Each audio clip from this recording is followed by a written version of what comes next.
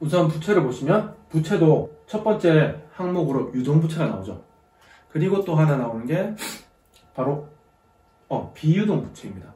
유동부채랑 비유동부채. 아까 우리 자산에도 유동자산은 무엇이라고 했습니까? 1년 내에 현금화 시킬 수 있는 게 유동자산이라고 그랬죠. 그럼 유동부채는 뭘까요? 그냥 우리가 짐작해 볼 수 있겠죠, 충분히. 1년 내에 만기가 도래하는 그런 빚이라고 생각하시면 될 것 같은데, 봅시다, 규모를. 빚이 1년 내에 갚아야 될 빚이 일단 62조가 있어요. 61, 2조가 있는데, 이 정도면 많은 걸까요? 적은 걸까요? 이 기준은 아마 제 생각에는 1년 내에 현금화할 수 있는 돈이랑 1년 내에 갚아야 될 돈을 서로 비교해보면 좋지 않을까라는 생각이 드는데, 그래서 유동자산이랑 한번 비교해보겠습니다. 유동자산 어때요? 우리가 앞서 살펴본 것처럼 186조나 있습니다. 삼성전자 같은 경우에는. 근데 이제 유동부채 같은 경우에는 61, 2조밖에 안 되죠. 그러면 충분히 삼성전자는 이 빚을 갚을 능력이 있고, 단기간에 빚 때문에 위험한 일은 도래할 가능성이 별로 없다라는 거, 망할 일은 없다라는 것을 우리가 짐작해 볼 수 있을 겁니다.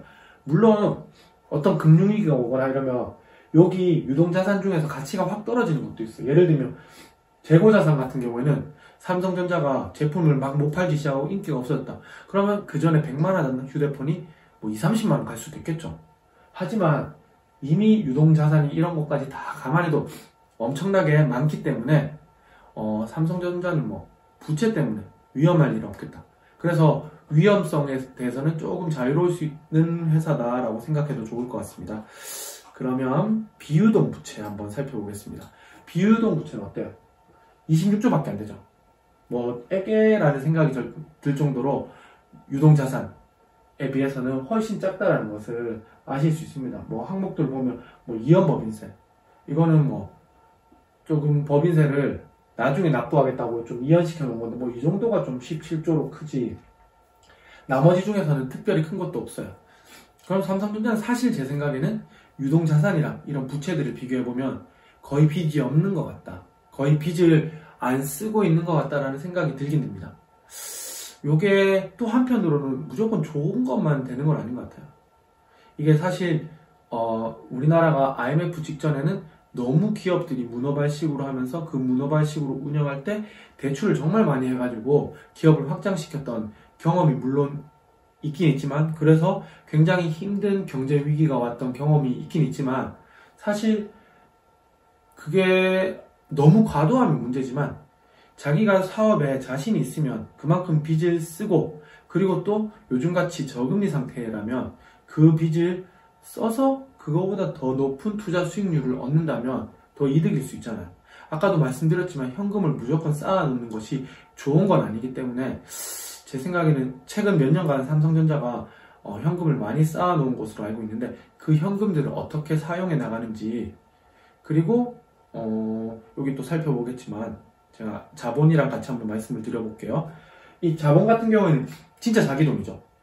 사실은 이 자본을 기준으로 해서 현재 이 기업이 어느 정도 이익을 벌고 있는지를 비교해 보는 게 사실은 그 기업을 제대로, 그 기업의 이익성을 제대로 판단하는 기준이 될 수 있을 것 같습니다. 그거를 이제 또 지표로도 만들었지만 뭐 ROE라고 꼭 기억해 두시길 바라는데, ROE라는 지표가 있습니다. 그거는 여기 부채랑 자본 중에서 자기 자본, 진짜 그 회사의 주인들의 돈만 가지고 우리가 집어넣은 돈에 비해서 이 회사는 어느 정도 이익을 내고 있는지를 나타내는 건데, 이 ROE를 판단을 해서 그 회사가 그 회사에 투자한 주주들한테 돈을 충분히 잘 돌려주고 있다라는 것을 판단해 볼 수 있을 것 같아요. 근데 만약에 이렇게 한번 생각해 보세요. 우리가 이제 100만 원을 딱 모았어요. 그 기업의 주인들끼리, 주주들끼리 100만 원을 모아서 기업을 운영을 하는 거 하다가 사업이 너무 잘 되는 거예요. 그래서 누군가가 아이디어를 낸 거죠. 100만 원 말고 1000만 원으로 한번 해보자. 그랬더니 주주들이 다 더 이상 돈을 좀 넣기는 좀 부담스러운데, 일단은 그러면 우리 지금 보니까 이익이 우리가 집어넣은 돈에 의해서 한 10%씩 나오는데, 그 정도면 이자 뭐 한 2, 3% 내서 투자하는 거는 괜찮지 않겠어? 라고 해서 아이디어를 내서 오케이 해서 900만 원을 빌렸다고 쳐봅시다. 그럼 빌려서 돈을 만들어내는데 여전히 투자 수익률, 전체적인 자산에 비해서 수익률이 10%가 나오는 거예요. 그렇다면 그 10% 중에서 이자 한 2, 3% 주고 나면 나머지가 다 주주들의 돈이 되는 거지 않습니까? 그러면 빚을 많이 냈는데도 불구하고 ROE가 그 전에 10%였던 게 훨씬 더 증가할 것입니다. 뭐 정확하게 계산은 또 해봐야 되겠지만 그런 것처럼 이 빚을 잘 쓰거나 혹은 가지고 있는 현금들을 잘 활용해서 투자를 해서 투자 수익률을 충분히 내면 주주들의 수익률도 많이 높여줄 수 있어요. 근데 사실 삼성전자 같은 경우는 보시면 아시겠지만 이미 지배기업, 비지배 지분, 뭐 삼성전자의 주주들한테 돌아가는 몫이겠죠? 이런 것들을 합치면 자본 총계가 벌써 269조나 됩니다. 269조나 되는 기업이 예전만큼 자기 자본에 비해서 수익률을 잘 낼 수 있을까요? 사실은 쉽지 않은 일입니다. 그렇기 때문에 삼성전자가 이렇게 자본이 계속 늘어나고 있음에도 불구하고 예전이랑 비슷하게 ROE를 유지하고 있는지를 항상 보시면 좋을 것 같아요. 그런 의미에서 이 자본의 의미는 그 정도로 한번 정리해 보시면 좋을 것 같습니다. 삼성전자가 가지고 있는 이 외형의 규모를 한번 보셨죠? 자산의 규모를 한번 보셨습니다. 그리고 그 자산을 형성하기 위해서 얼마만큼 부채랑 자본을 투입했는지까지 한번 살펴보셨고, 그 다음으로 살펴볼 거는 이 삼성전자가 만들어 놓은 이 자산의 틀을 가지고 얼마만큼 사업을 잘 하고 있는지를 한번 살펴보겠습니다. 그게 바로 손익계산서인데, 아마 제 생각에는 투자를 하셨던 분들은, 그리고 뭐 네이버 증권이나 이런 거 보면 제일 손쉽게 접근할 수 있는 정보가 손익계산서일 거예요. 왜냐하면 여기 나오는 것처럼 매출액, 뭐 영업이익, 당기순이익처럼 우리가 투자할 때 제일 초점을 맞춰서 봐야 될 부분들이 여기 나와 있죠. 그럼 이거를 삼성전자의 손익계산서를 한번 살펴보도록 하겠습니다. 우선 눈에 띄는 게 뭔가요? 저는 첫 번째 눈에 띄는 게 매출액이 56조에서 52조로 줄었어요. 그럼 이런 질문을 해볼 수 있겠죠? 이거에 대한 답은 아마 금방 아실 수 있을 것 같은데, 이상하다. 2019년은 56조, 2019년은 2018년보다도 영업을 더 못했는데, 그래서 2019년에는 2020년 되면 삼성이 훨씬 더 매출액과 이익이 늘어날 거라고 얘기를 했는데도 불구하고 왜 이거밖에 안 됐을까? 라는 생각을 해볼 수 있을 겁니다. 그리고 자연스럽게 여러분들이 아시는 것처럼 코로나 때문에 아직까지 삼성전자가 매출이 크게 안 늘고 있구나 라는 것도 알 수 있을 것 같아요. 그리고 또 하나 보면, 근데 신기한 게 매출액은 분명히 4조까지는 아니고 한 3조 정도 준 것 같은데, 영업이익은 보면 6.6조에서 8.1조로 한 1.5조 정도가 늘어났어요. 오히려 물건을 팔아서 번 돈은 더 적어졌는데 어떻게 남은 이익이 더 클까라는 의구심이 좀 들죠. 그런 경우는 좀 더 뜯어봐야 되겠죠. 어떤 부분에서 많이 줄었나요? 여기 보시면 매출액은 한 3조 줄었는데 매출 원가는 한 4조가 줄었어요. 그래서 매출 원가가 한 1조 정도 세이브가 됐습니다. 왜 그럴까? 이런 궁금증을 한 번 더 가지셔야 돼요. 맞네, 매출 원가는 더 많이 줄었네? 왜 그렇지? 그렇게 질문을 하고 나서 이제 질문에 대한 답을 찾아야 되겠죠? 그래서 첫 번째 이제 제일 많이 보실 게 재무제표의 뒷부분을 보시면 재무제표 주석이라고 있습니다. 각 항목별로 왜 그런지에 대한 어느 정도 회사가 이제 줄 수 있는 정보들을 주거든요. 그걸 일단 한번 살펴보시고, 그래도 잘 모르겠으면 뭐 애널리스트의 리포트라든지 아니면 구글링 해가지고 여러 가지 정보를 수집하다 보면 어느 정도 추정이 가능하세요. 그렇게 보셔도 잘 모르겠다 하면 뭐 IR 담당자한테 한번 전화를 해보는 것도 좋은 방법일 수 있겠죠. 그래서 이렇게 줄었다는 거, 제 생각에, 저는 이제 찾아보진 않았어요. 근데 제 생각에는 조금 이렇게 코로나로 인해서 다들 위축되는 상황에서 다른 기업들이, 이런 기업들이 있다고 하더라고요. 그 위축된 상황 속에서 이제 물건도 잘 안 팔렸지만 광고나 이런 걸 거의 안 했다. 그런 데서 돈을 많이 줄였다 라는 얘기도 몇 번 들어서 삼성전자도 그런 이유일 수도 있지 않을까 라는 생각을 잠깐 해봤습니다. 그리고 1조, 나머지는 어디서 좀 주로, 판관비 같은 경우에도, 이제 판관비 같은 경우에는 물건을 다 만들어 놓고, 그것, 일종의, 요쪽 부분은 이제 제조하는 그 공장들이라고 생각하시면 되고, 판관비 같은 경우에는 이제 좀 사무직이라고 생각하시면 쉽게 이해되실 수 있어요. 거기서 이렇게 좀 줄었는 거는 뭐, 보너스를 좀 적게 줬나? 뭐 그런 생각이 들긴 드네요. 그것도 한번 궁금하신 분들은 더 찾아보면 좋을 것 같습니다. 그렇게 해서 이제 영업이익은 그렇구나 하고 딱 봤더니 이제 단기 순이익도 5.1조에서 5.5조로 약간 늘었죠.